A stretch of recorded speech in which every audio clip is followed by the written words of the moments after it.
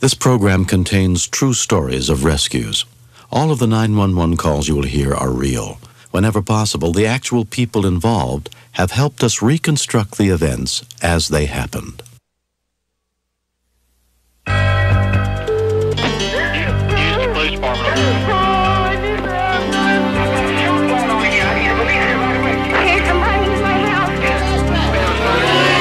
This is 911. Do you have an emergency? The motor vehicle accident. Chesterfield Emergency Service.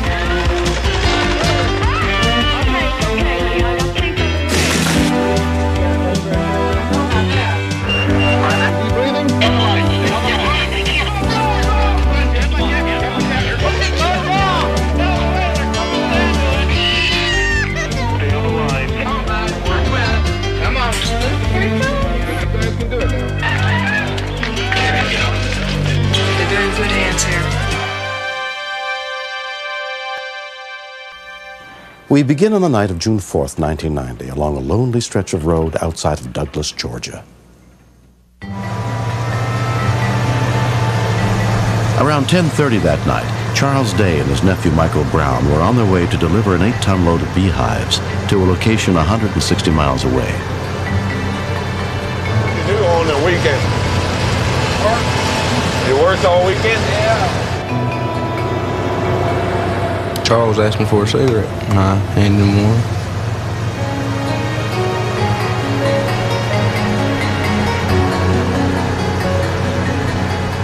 He was lighting a cigarette, and I turned and looked out the window.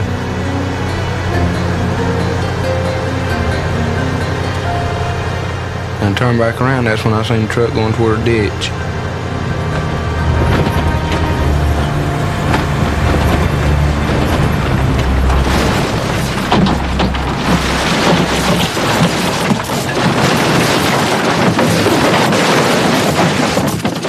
I went through the window, landed on my head, and rolled. Charles, you all right? Finally, I heard him grunt. He's stuck in the truck. He can't get out. There was a car coming. Got somebody to go get the ambulance and the fire truck.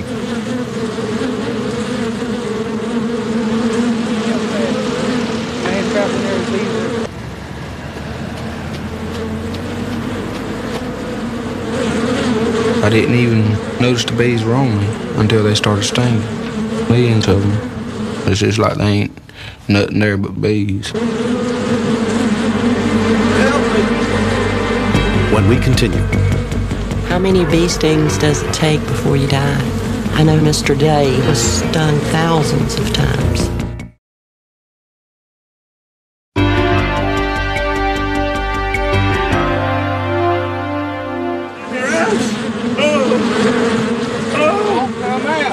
They was stinging me behind my ears, they was down in my shoes, all under my shirt, in my hair.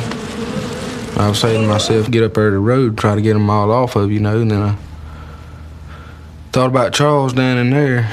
Can't get out. Coffee County EMS units were dispatched to the scene of a truck wreck. Sheriff's Deputy Evelyn Taylor arrived first, not knowing anything about the truck's cargo. Can you imagine getting out of your car and 100,000 bees swarming towards your lights? I didn't realize at that time that the lights and the sirens just aggravated the bees more. The man was trapped in the truck and was receiving numerous bee stings constantly. The other guy said smoke would help keep the bees away from Mr. Day in the truck. And I give him what I had in the car, paper and stuff, to burn. They went into the car with me, stinging me. I started calling, letting everybody know that was responding to be prepared for multiple bee stings. And bees are dangerous, they can kill you. Get me out of here! Started smoking it and it wasn't helping none. There was too many and they was all mad. Within 6 minutes of the call, paramedic Henry Lewis and EMT Johnny Knight arrived on the scene. It was like any other wreck at first. The only thing that was different is the fact that he had 15 million honeybees in the back of it. The first problem is the fact that he was pinned in. To me, when he was down there for 5 minutes, he was down there too long. It looked like there was possible femur fracture, so you can have blood loss, plus bee stings. He was in a lot of trouble. If the EMSs or firemen or anyone that was in that group that was allergic to bee stings, they knew not to get out of the vehicle. Douglas City firefighter Waylon Moore and his partner arrived to begin the extrication. They tried to protect themselves by wearing full turnout gear, but it didn't work. First thing they hit was my bald head, right up under that helmet. It started stinging me up under my coat, right around my eyes, my arms, got up my britches. Your ambulance is your best friend because there's everything you work with besides your knowledge. And you couldn't get near it. I've had people pull guns on me, and you can usually talk to them or else you can respond back with firepower. But these bees didn't respond to anything. How many bee stings does it take before you die? Nobody knows. I know Mr. Day was stung thousands of times. By the time a second medic unit approached the scene, they knew to turn off their lights and siren. One paramedic who was allergic to bee stings stayed inside the ambulance, while his partner, Lamar Douglas, went to help. Lamar was all gung-ho, ready to go down there. It didn't matter if it was bees or not. And I asked him just for his safety. I said, "Are you allergic to bees, Lamar?" He says, "I don't think so."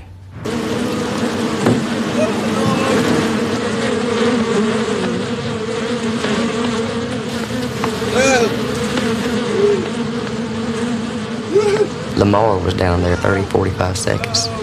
When he come back up the embankment, there were just bees all over the side of his face.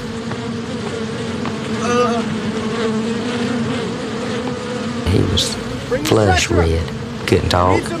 His eyes were kind of rolled up in his head. He was in severe anaphylactic shock, the most severe one I've ever seen. It scared me because I've worked with Lamar. I was scared that the airway would close, and that's the worst complication. Once it closes, it's hard to open it back up. He wasn't even on the scene for 5 minutes, and he was already the worst patient.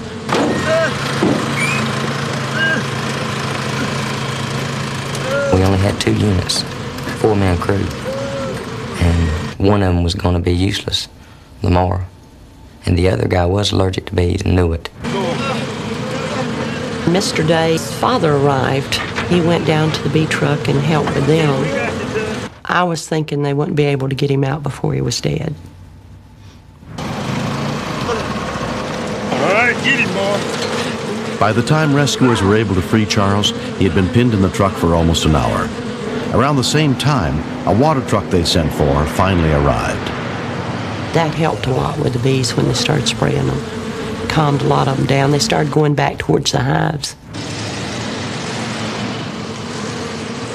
We really worked hard to keep Lamar from dying, and his heart rate's already in the 200s.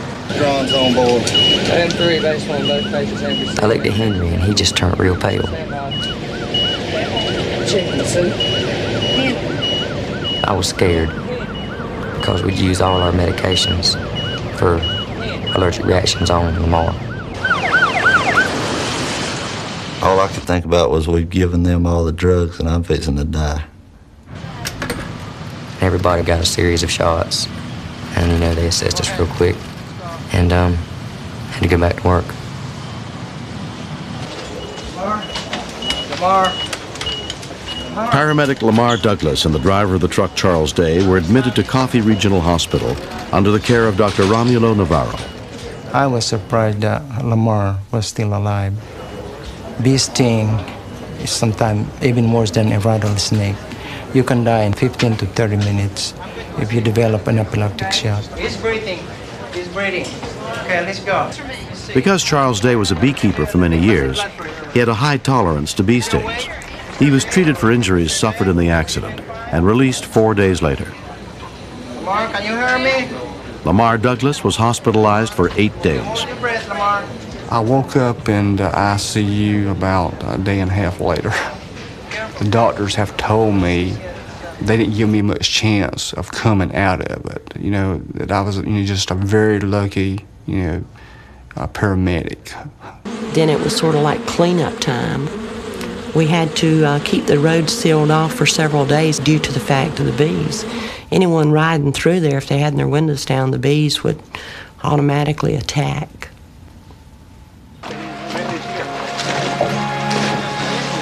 In the 3 years that have passed, there have been a lot of changes in Charles Day's life. I got completely out of the bee business. Since then, I've got married again. In essence, the bees brought us together. Charles moved to Florida after the accident, where he met Judy Mattis. I wouldn't wish the wreck on anybody. But if he hadn't had that and wasn't down here, I never would have met him. I might not be married. I might not be as happy as I am. You want to take the billfold out before you go? Come on, John. It just makes me think a little different about everything. Be a little more careful. Help other people a little more. Everybody that was out there went through a lot that night trying to help get me out. And I'd like to say thanks to all of them. Okay. Here comes. Paramedic Lamar Douglas developed encephalitis as a complication of his allergic reaction to the bee stings and was unable to return to work for 2 months. Right now, personally, I just try to stay away from them. I carry extra, you know, medications to help me out in case I get into another situation like that. But I'm just very cautious. I don't run into scenes as fast as I used to. Anything that would fly and make a buzzing sound didn't agree with me for a good while. We cannot do the patient any good if we become patients. But I really don't know how we could have prepared for it. I don't know if you can. I mean, how many times does a bee truck turn over?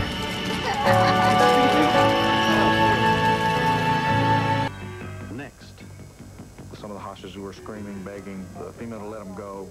My thoughts were, if we've got someone irrational, then when is she going to decide to shoot one of the hostages?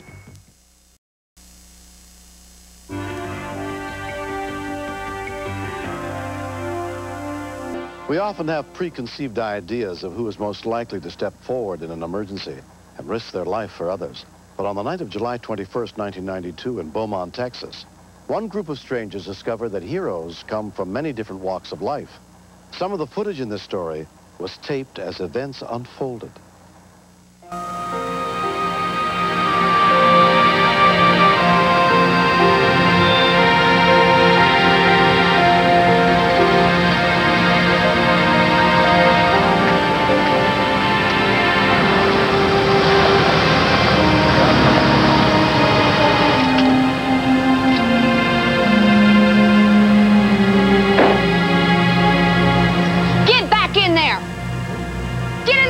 Get in the store!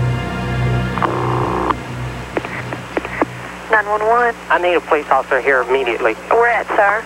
1320. What's going on? I've got a lady in here with a rifle now. What's the name of the business, sir? Easy Mark number 224. What's she doing with the rifle? I don't know. Okay, stay on the phone with me, okay? Do not hang up. 13, do you know who she is? No, ma'am. 1320 at the Easy Mart, there's a lady with a rifle. Sir? She's trying to commit suicide. She's trying to commit suicide? Yes, she's got a rifle right here. Okay, stay on the phone with me. Karen, she's trying to commit suicide.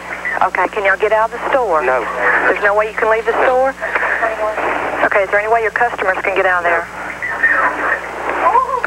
Okay, what is she saying to you right now, sir? Nothing. Sir, how many people's inside the store right now? Got 5 altogether. Okay. Rebecca Duke was the first Beaumont police officer to arrive on the scene. I turned my headlights out and just approached silent and blackout. And I saw a guy pointing in the store as if to tell me there was someone in there. I motioned for him to get back. And then I walked up to try to look into the store to see where everybody was at the time. Can you tell what kind of gun she has? She's got a rifle. A rifle like a .22 or a larger caliber? Large caliber. Okay, how's she holding the gun right now? She's holding it at your police officer. She's doing what? Holding it at your police officer.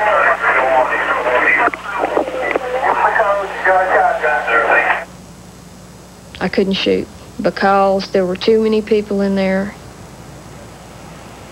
She was serious and I was afraid for those people's lives. I was genuinely worried about that. 405, we're out of the store. Within minutes, additional units arrived, including Officer Bert Moore. I took a safe position where I was observing her, but she couldn't see me. Okay, advise all units to not come to the front of the store. Every time someone comes to the front, you point a shotgun at the unit.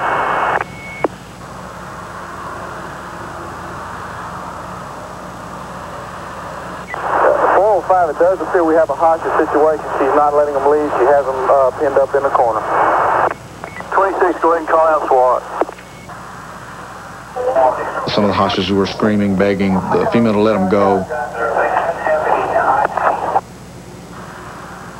It appeared that she was not behaving rationally. My thoughts were, if we've got someone irrational, then when is she going to decide to either shoot one of the hostages or shoot one of us? Okay, they just let one customer out and she left. After 30 minutes, hostage Nicole Cartwright was set free. I was really scared. I just knew I was gonna die. I just kept begging her not to do it because I have a child in the car. I just said, if you have a child in the car, you can go. And I didn't ask any questions, I just left. I was relieved, but I was still scared for everybody that was left in there. Other officers were arriving on the scene, and they began setting up a perimeter. Okay, I do see two other subjects this time besides the clerk and the suspect, so right now I see 4 people total in the store. She didn't care about any of the hostages in there. She just cared about dying. She wanted to die. And she wanted the police to do it. And at that point, she was going to have to do something serious for us to kill her. So we got shots fired. Stand by. Okay, she just blew around in the ceiling.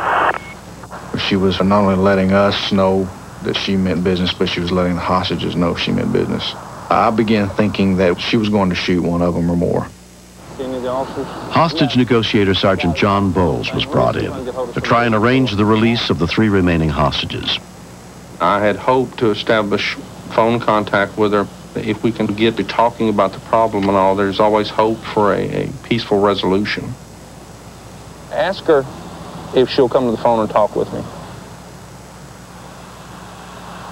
What's she saying in there, John? She refuses to talk with anybody. I can see she has a hostage directly in front of her. He advised that she has additional ammunition besides what she has in the gun. As far as we know, only the 1 shotgun, but she adamantly refuses to talk to anybody right now. My ideal is she wants somebody to walk in the door so she can point the gun at us, and so we will shoot her. She's moving to the back of the north of the store. She's still on the back aisle. Look out, she's got a hostage with her, just cocked shotgun again. The tempo of the incident was increasing, which is usually not a real good sign. Moving back to the front again. 130 all units out here. She's extremely unstable. You might be prepared because she could go off at any minute the way it sounds. I could hear her in the background yelling at him, "I'll show them, I'll make them come in." It led me to believe that she was fixing to do something dramatic. Units out the door. She just advised that she made the clerk hang up the phone. Nothing's really changed. Patrolman Randy Stevens was helping provide cover for the SWAT team as they moved into position. SWAT was just like a few minutes away from getting set up, and we're fixing to take over the scene. The suspect had them surround her, and she slowly walked them to the front door as they shielded her. It didn't look good. Moving around the front. In front. Look out, she may be coming out. There's toward the door. She's there.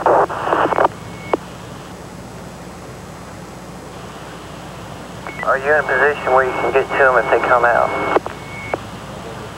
Yeah, I get them. I realize there's two females in there in addition to the suspect, and both of them, and the suspect and one of the females are both wearing green.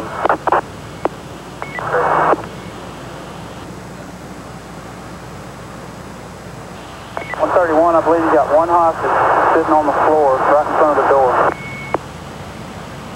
Alright, she's got the shotgun pointed out the front door now. Pointed at the Hispanic female's head.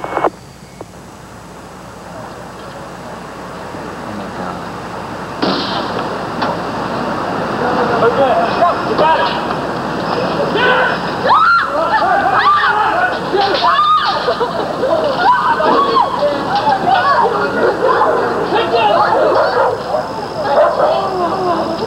One of those hostages just saved that whole deal. After 2 hours, all the hostages were finally free. I mean, it was a great job, you know, and after it was over with, I told everybody that was great. It turned out just right, but I was pretty surprised. Once they got up closer and looked, you could tell that it was a man dressed as a female that grabbed the gun away from her. Greg Turner had stopped at the store on his way home from work. I was doing a drag show, female impersonation. And I was so close to the gun, and I said to myself, there's no way she can hit anybody if I just grab it and hold the barrel to go upward. And I thought it might burn my hands, I might get hurt in that manner, but it won't be no one get killed. And that's why I grabbed the gun. Unless it's an absolute last resort, I don't encourage people to take the kind of risk that he did, but I'm sure that Greg felt at that point that he had very little to lose, and I'm sort of inclined to agree with him. I was nervous about the high heels. The floors were like that hard linoleum, and when I grabbed it, I thought I might slip down and I might cause a worse accident. It was fear, the whole thing. It was totally fear. I felt I was going to be killed, but I honestly thought she was going to kill her. I really did. And I don't think I could have lived with that. Hostage Susie Brewer will never forget what Greg did. I owe Greg my life, and I'm really grateful for him for saving my life. Paul Marshall had only been working at the store for 3 weeks. My nerves were completely shot after the incident.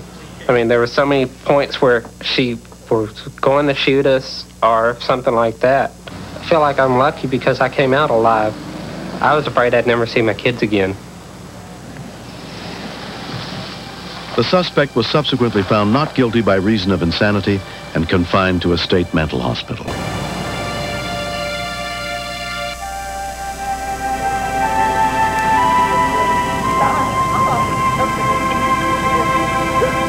I'm scared, I'm crying, I'm wanting my mom. Some people thought because I was in drag, I don't deserve any type of recognition for what I did.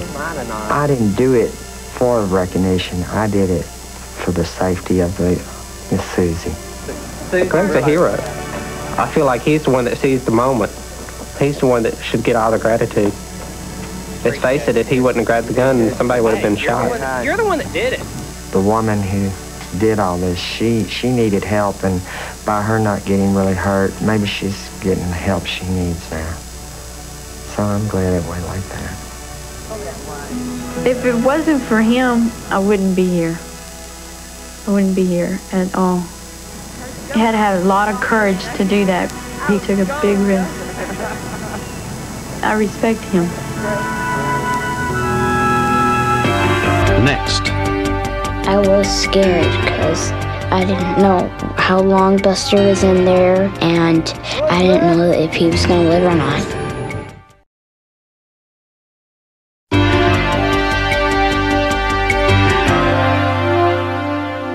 Ten-year-old Michael Sanders of Tualatin, Oregon, had taken care of his neighbor's dog Buster often enough to know his tricks. So when Michael's neighbors asked him to look after their friendly beagle over the Christmas holidays, his mother Kathy never once imagined that her son might be getting in over his head.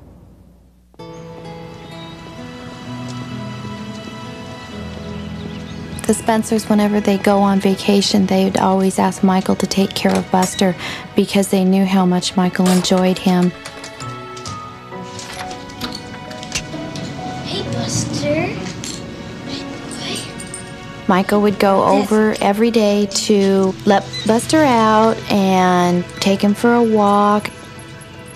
And then he'd go back in the evening and make sure he had his food and water and put him back in the laundry room.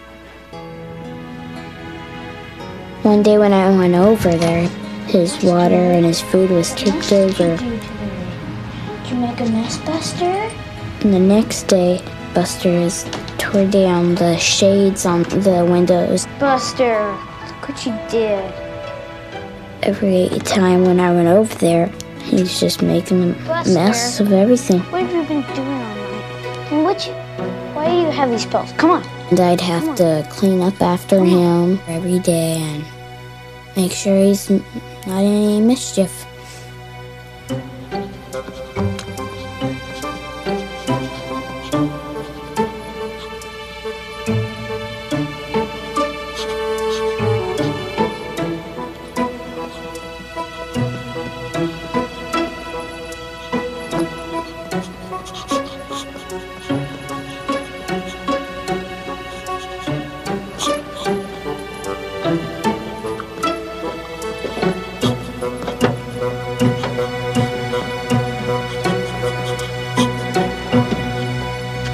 Thanks, Rick. Mom? Yes. I'm gonna go check on Buster, okay? Okay, you need to hurry, okay? Because we need to get up skiing. Okay. Do we have everything? I walked down the sidewalk and I opened up the gate and I thought I was imagining something. Buster! Buster, are you okay? Buster's head was just coming through the wall. Buster, it's okay. Come on. My first thoughts were, are you okay, Buster? Does your neck hurt? Can you breathe all right? Buster, it's okay. Come on. Come on, Buster, it's okay. I tried to push his head back through, and his ears were acting like stoppers. Go back. Go back. It was really frustrating. Michael called home and got his older brother, Rick. Hello? Mike, where are you? He called about 10 minutes after he left, and he said for me to come over right away. It was very urgent. Well, have you tried pushing his head back? Yeah. It looked like somebody had cut his head off and just mounted it on the side of the house. And I was just laughing, going, oh, wow, this is weird. Yeah, put it around his collar. We called my dad, and he said to get some warm water so we could mat the fur down with it and then try to push his head through. Pull yourself. Buster, come on, do it. Come on. Come on, Buster. Let's go back. It didn't help or anything. It just got fur everywhere. Come on, Buster, go back. Get back. By then, I thought it was a very serious situation because the dog's tongue was turning blue and he was kind of wheezing and coughing and stuff. The boy's father, Todd, came to see if he could help.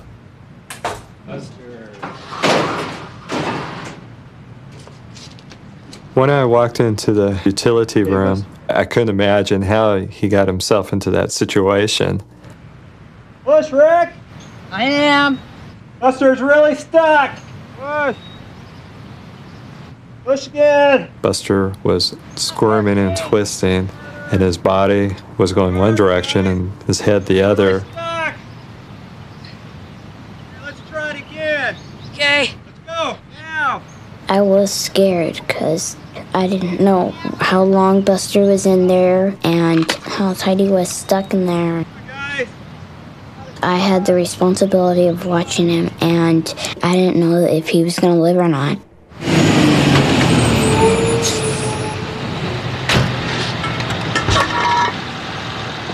Wait, Buster's head's caught. Todd called the non-emergency number of the Tualatin Valley Fire and Rescue for advice, and some firefighters, including Dennis Pratt, volunteered to come to the house. When we came around the side of the house and approached the dog, his head was sticking out into the backyard, kind of like a hunting trophy. Brian, we're going to try and push the dog back one more time. Firefighter Brian Sherrard was inside with Buster's body. We tried to coordinate our pushes and our pulls so we weren't twisting on the dog. but we were concerned that we'd made damage his airway if we tried to push him through the hole with any more force. Go ahead and lube it up, Dennis, and I'll hold him. We used a lubricant that we keep on the engine, and we smeared his ears with that and tried to back him out through the hole. Start with the right ear first. Okay. It's too tight. I can't get it through. No, he doesn't seem to be coming at all. Maybe you can rotate. As we tried to push the dog back through the hole, his respiratory distress increased, and the dog became quite anxious. His breathing didn't sound too good. He was wheezing and salivating. He was not able to swallow, and we knew that we would have to speed things up if we were going to have any chance of getting the dog out alive. Okay, whenever you're ready. Move your fingers back. Back on his head.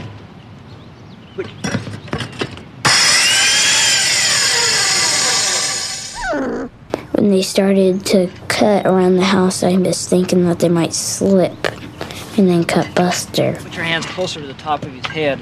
That frightened me a lot. Hold his head up.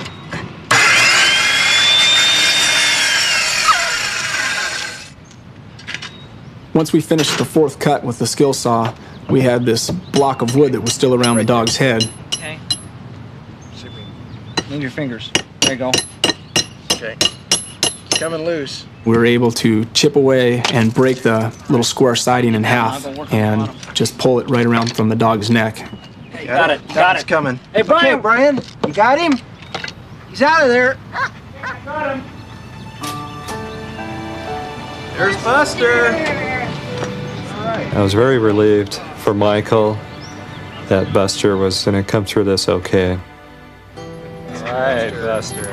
All right. I was amazed that Buster was okay being trapped in there. I was really thankful that the firemen came because if they didn't come, I didn't know what would have happened to Buster. But now that Buster is out, he's happier. So am I. Buster, come here. Come here, Buster. Although they say you can't teach an old dog new tricks, Buster's owner, Alicia, is hopeful that her 6-year-old beagle will someday learn to stay out of trouble. To hear that he had put his head through a dryer vent, I found it very funny, and it was just par for the course for something that Buster would do. Buster, I got it. Buster is alive today because of Michael. Go get it. He did exactly what he was supposed to do and called for help when he needed to. I do think that Buster knows that I saved his life because he's always so happy when I'm around him. It feels great to save a dog's life because I just love dogs.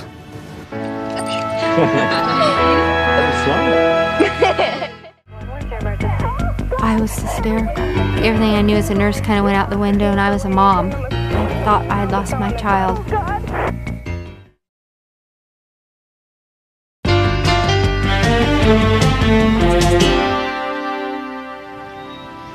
In the early evening of June 10th, 1991, in Walla Walla, Washington, Dana Treganowan was getting ready to give her 2 young daughters their nightly bath. If they were cranky, that was something good to do with them because they liked their bath and liked to play. In fact, it was always a struggle to get them out of the tub. I always put Caroline in a bathtub ring. I'd used it from the time she was sitting up, from about 6 months on. I just used it as a safety precaution. I usually didn't leave them in the bathroom unattended. And I think it crossed my mind it was probably something I shouldn't do. But then, you know, you think, I'll make a quick phone call, nothing will happen. No, I won't be able to walk tonight. Our conversation lasted about 3 minutes, I think. I could hear Laura playing and splashing and laughing, but I had a strong feeling that just like something inside of me said, check on your kids. Oh, God. 911, where's your emergency? Oh, God. Where's your emergency? At 914 Street. 914 what? Street.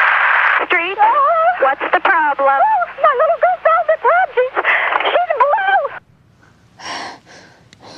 When I checked for her pulse on her neck, I couldn't find a heart rate. I thought I had let her drown. Your little girl fell in the tub and she's blue? Yes. Okay, ma'am. Let me know how to do CPR. You know how to do CPR? Yes. How old is she? How old is she? 10 months. 10 months. Operator in training Ruth Dixon transferred the call to dispatcher Stephanie Wyatt. I was scared to death. I wasn't prepared mentally at all. I needed to take control of myself because I felt myself starting to react as a mother and not as a dispatcher. Get her by the phone right now. I've got her by the phone. Okay, I need you to breathe into her. Oh. 2 breaths.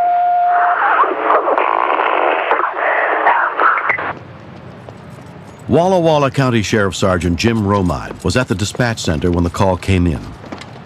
When she said, "Your baby's blue," immediately thought of a dead baby. And there's one thing on my mind, and that was to get there. I don't know if it'd make a difference or not, but I was going to try. Okay, lay her flat on the floor. Okay, she's starting to vomit. Is she starting to vomit? No, blue. Turn her on her side, get the stuff out of her mouth. Okay, I've got her on her side. Okay, get all the stuff out of her mouth. Yeah. Oh, God, this is really terrible. 196-914. I was hysterical. It's like everything I knew as a nurse kind of went out the window, and I was a mom. I thought I had lost my child. Okay, get out of her mouth. Lay her flat. I've got her flat. 57. Okay. Did you get 2 breaths in there? I need you to use your fingertips and put them right between her nipples. I've got them. Okay? I need you to press down 1/2 inch to an inch 5 times. 1, 2, 3, 4, 5. Okay, she's starting to grimace. Okay, breathe for her. I got a clear mouth. Okay. Oh, help me. You're doing good. The emotional part is really tough for us to take, even though it's just our job. It's just really gut-wrenching. Calm down. You're doing fine. Breathe in. Okay, breathe into her mouth. Make sure not to breathe too hard. Okay. Put your fingers in between her nipples again. I'm doing it. 1/2 to an inch. 1, 2, 3, 4, 5. I know how to do this. Breathe. Okay, breathe into her mouth. Juniper Lane. Juniper 1. Are they going to be here soon? Yes, just keep going. 1, 2, 3, 4, 5. Okay, breathe. Out of her mouth. Okay, put her on her side. Scoop it all out.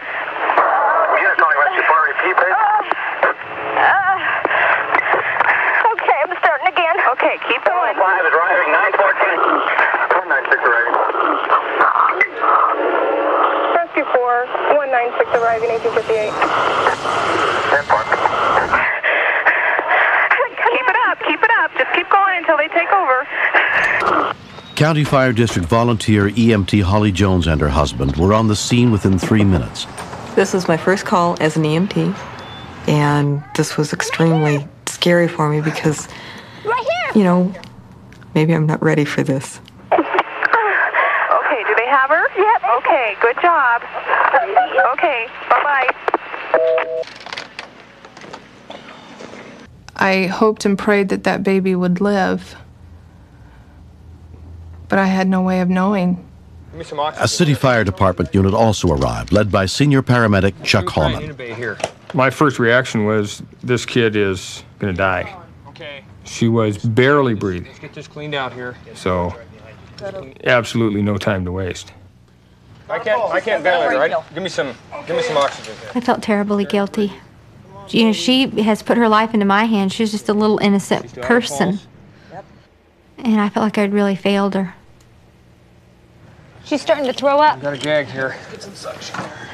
We suctioned the airway thoroughly, real aggressively, and that was the turning point. The more we suctioned, the more, whatever it was occluding her airway, and we were able to suction out. And that's when Carolyn started to cry. 1, 2, 3. Okay. I heard the baby start crying. It sounded like gold. It was the greatest sound I could ever describe at that time. Got the phone and dialed dispatch's number, and I says, Listen to this. Oh, thank you. Hear that? Yes. You did a good job. Thanks. Take care. I wasn't expecting that at all. We don't normally get that happening. I could have hugged him for doing that. And then I bawled my eyes out. 11-month-old Caroline was not fully conscious when she arrived at St. Mary Medical Center. Richard Jacobs was one of the doctors involved in her care. Typically, if the brain is deprived of oxygen for somewhere between 4 and 6 minutes, there's going to be significant damage to that child. Dana and her husband Doug kept a vigil at their daughter's bedside. It was real hard because I just looked at her and she's just 11 months old and super helpless. It was a painful waiting game. Wanting her to sit up and say, hey, let's go play. We got to go. It's like running in mud. You weren't getting anywhere, and that was real hard. Doug sat next to her bed and talked to her for hours. He never quit talking to her the whole time. And it seemed like every hour she just became more responsive. And by the morning, sometimes she was sitting up in bed and saying, Dada and Mama, and smiling. It just almost seemed like a miracle.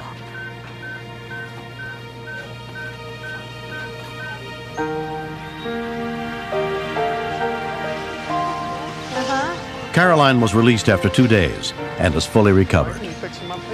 Every year, more than 2,000 young children die from drowning incidents. Parents need to be aware that drowning can occur in as little as 1 inch of water. And the bathtub is the most likely place that a child will die or suffer near drowning. So there's no question that Carolyn Dragon Allen was very lucky.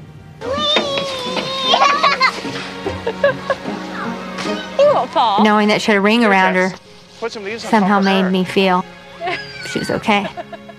But you just don't leave your kids in the bathtub, bottom line, ever, by themselves. They go back here. Yeah. I give the 911 dispatcher a huge role. I think she made the difference between Caroline's life. I can still remember her voice. It was very reassuring. She's like an angel. You did a good job.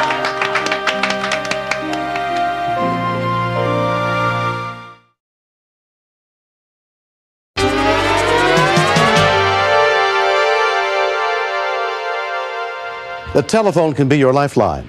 If your community does not have 911, learn the emergency numbers in your area and post them by each phone. This series is dedicated to all the men and women who answer our calls for help and are there when we need them most. I'm William Shatner. Join us again next week for more true stories on Rescue 911.